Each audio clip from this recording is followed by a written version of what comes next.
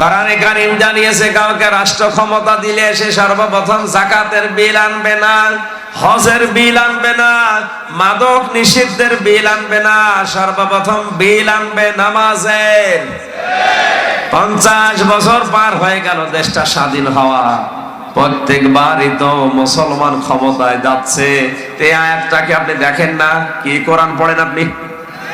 কার কথা বলেন না কেন? আশা করছি সামনে এটা দেখবেন। মনে নেই হয়তো, আমি মনে করে দিলাম।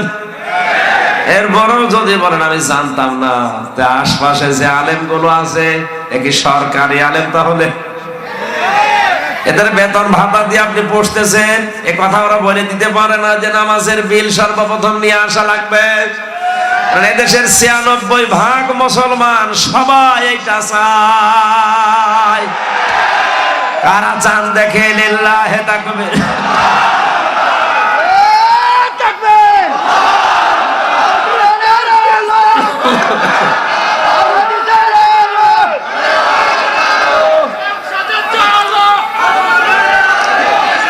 আলহামদুলিল্লাহ, মাহফিল সফল হয়ে গেছে ইনশাআল্লাহ।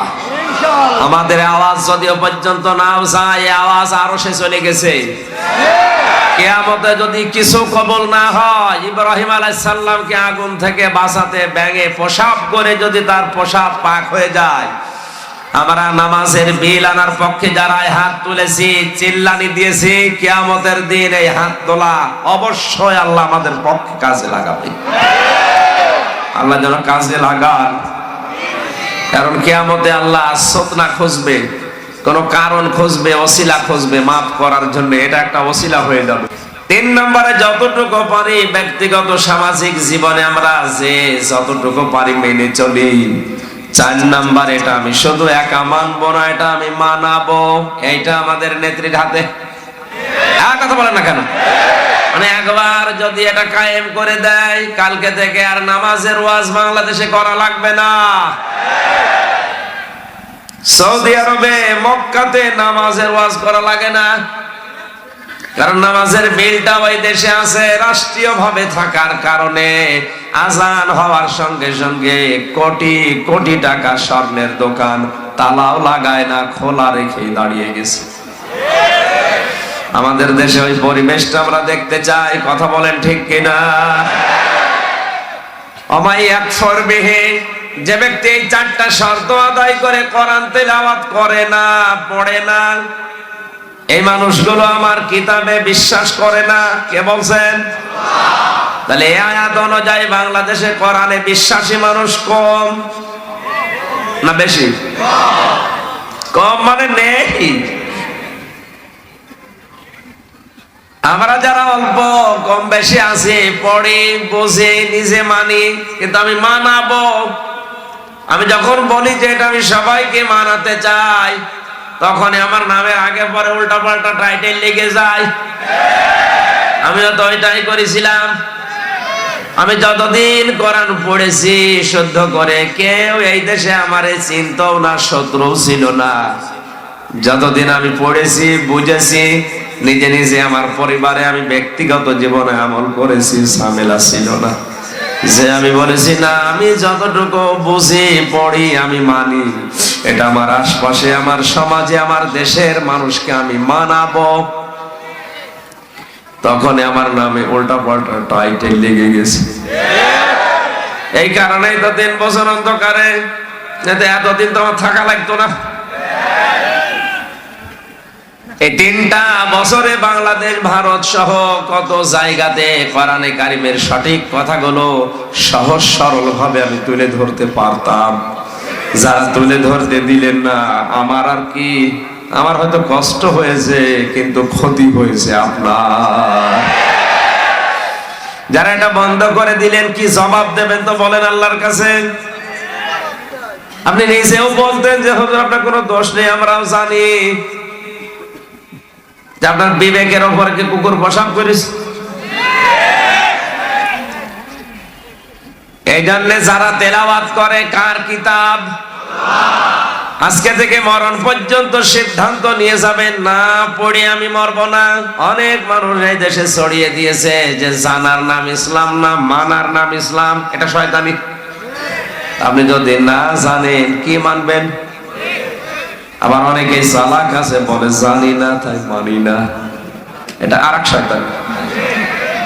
আপনি জানেন না তাই মানেন না, মানে জানাও ফরজ, মানাও ফরজ। কথা বলেন না কেন? কেউ যদি কোন বিষয় কোরআনে 500 শরীয়তের বিধান আছে, কোনটা জানে কিন্তু মানে না, তার মানা জানার ফরজ আদায় হয়ে গেছে, মানার ফরজ আদায় হয়নি, এজন্য গোনা হবে একটা। এই কথা বলেন না কেন? কিন্তু যে জানে না মানে না, তার ডবল গুনাহ হবে, ডবল। আপনি জানেন না কেন? জানেন না, এটা আপনার অপরাধ।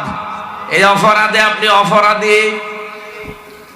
আমার অপরাধ ছিল, আমার বক্তব্য শুনে কে যেন উদ্বুদ্ধ হয়ে সংসদ ভাঙতে গেছে কাশি নিয়ে। একটা পাগল। ওরে কাশিমপুর হাই সিকিউরিটি জেলে দেখা হইল, তুই কাশি নিয়ে আসলি সংসদ ভাঙার জন্য। ওটা তো বোম মেরেও ভাঙা যায় না, কি করে ভাঙবি? তুই বলে আমার ওয়াজ শুনে উদ্বুদ্ধ হয়েছিস। জীবনে আমি তো কোনো শক্ত ওয়াজ করিনি, নরম নরম ওয়াজ করি। তুই ওয়াজ শুনে উদ্বুদ্ধ হয়ে গেলি। হুজুর আমারে বলতে বলছে তাই আমি বলিস। জোরে বলেন সুবহানাল্লাহ। এইটাই চলছে। 100 জনের প্রায় 70 জন মানুষ জানে না যে কোন কারণে তারা জেলে আছে। ওটা জানে শুধু আল্লাহ, আর যে ঢুকিয়েছে সে নিজেও জানে না, আন্দাজে পড়ে আছে।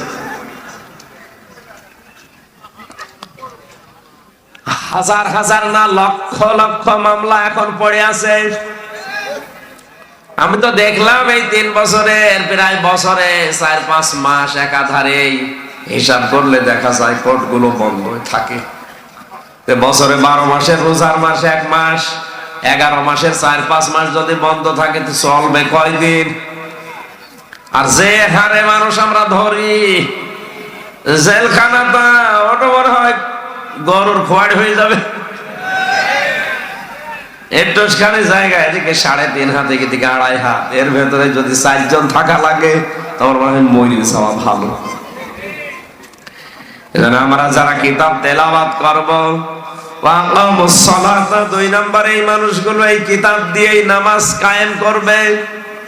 নামাজ আমরা অনেকেই পড়ছি কিন্তু কায়েম করছি না। নামাজ পড়া আর কায়েম করা কিন্তু এক না। এখন যদি বলেন আমি পড়ি তাহলে হচ্ছে না, না, আপনার পড়ার কথা কোরআনে মাত্র 1 জায়গায় আছে, আর কায়েম করার কথা আছে 82 জায়গায়। একবার বলেছে ফাসাল্লি লিরাব্বিকা, সেইটা আপনি সারা জীবন মানেন। আর 82 বার যে বললে আকামুস সালাত, নামাজ কায়েম করো, নামাজ দাঁড় করাও, সেটার ব্যাপারে কথা বললে আপনার কাছে রাজনীতি মনে হয়? আমার মনে হয় আল্লাহ যদি এখন এসে বলতো, ও আল্লাহকেও বলতো আল্লাহ তুমি ওই দলের। আপনি ধরা খাবেন ভাই, আপনি ধরা খাবেন। বিশ্বনবী মুহাম্মদুর রাসূলুল্লাহ নামাজ পড়েছিলেন শুধু না কায়েম করেছিলেন? তিনি কায়েম করার পরে সমাজটা এমন সুখের শান্তির সমাজে পরিণত হয়েছিল। নবীজি বলেছেন খায়রুল কুরুনি করনি, আমার যুগ হয়ে গেছে শ্রেষ্ঠ যুগ।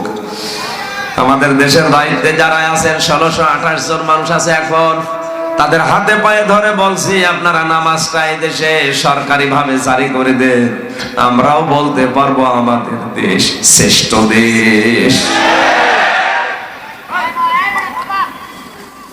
কোরআনে কারীম জানিয়েছে কাউকে রাষ্ট্র ক্ষমতা দিলে সে সর্বপ্রথম যাকাতের বিল আনবে না, হজের বিল আনবে না, মাদক নিষিদ্ধের বিল আনবে না, সর্বপ্রথম বিল আনবে নামাজের। 50 বছর পার হয়ে গেল দেশটা স্বাধীন হওয়া, প্রত্যেকবারই তো মুসলমান ক্ষমতায় যাচ্ছে। এই আয়াতটাকে আপনি দেখেন না? কি কোরআন পড়েন আপনি? কথা বলেন না কেন? আশা করছি সামনে এটা দেখবেন। মনে নেই হয়তো, আমি মনে করে দিলাম।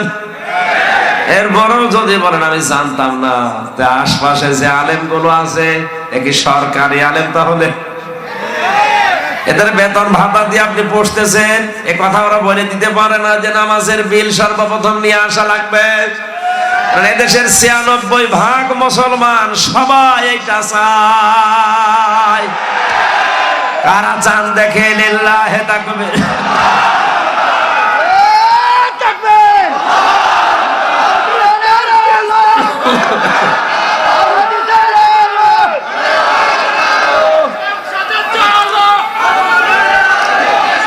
আলহামদুলিল্লাহ, মাহফিল সফল হয়ে গেছে ইনশাআল্লাহ।